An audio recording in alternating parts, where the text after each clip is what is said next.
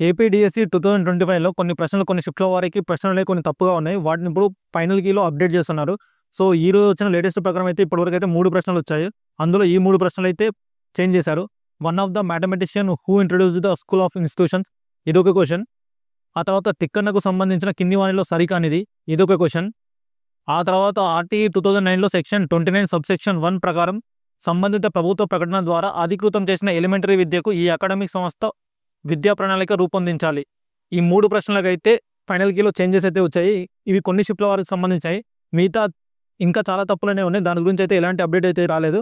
ఇంకోటేంటి అంటే final key ఎప్పుడు release అని చెప్పేసి అధికారిక ప్రకటన అయితే రాలేదు. ఇప్పుడు ఫైనల్ కీలో అనేవి చేంజెస్ అనేవి జరుగుతున్నాయి తప్పుడు ప్రశ్నల వల్ల. ఎవరైతే తప్పుడు ప్రశ్నలకి ఇప్పుడు అందరికీ కూడా తప్పుడు ప్రశ్నలు పెట్టిన వాళ్ళందరికీ కూడా మంచి మార్కులు కేటాయిస్తారు.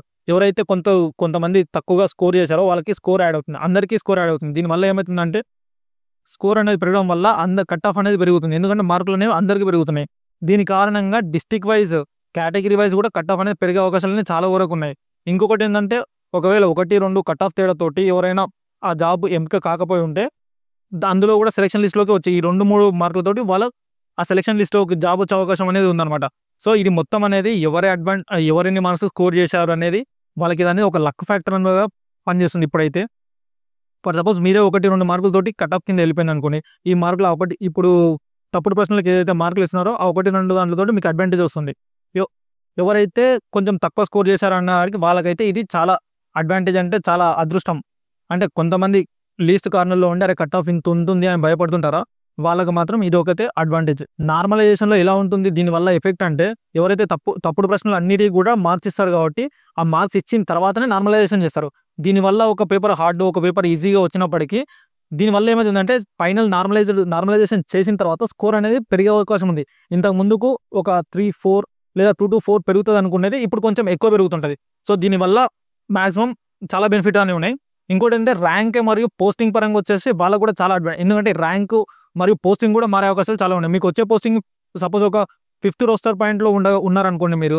తప్పు ప్రశ్నల వల్ల మీకు ఇప్పుడు మార్క్స్ అనేవి యాడ్ అయ్యి మీ రోస్టర్ పాయింట్ 3rd రోస్టర్ పాయింట్‌కి కూడా అంటే 5th నుండి 3rd రోస్టర్ పాయింట్‌కి కూడా వెళ్ళే అవకాశాలనేవి ఉన్నాయన్నమాట.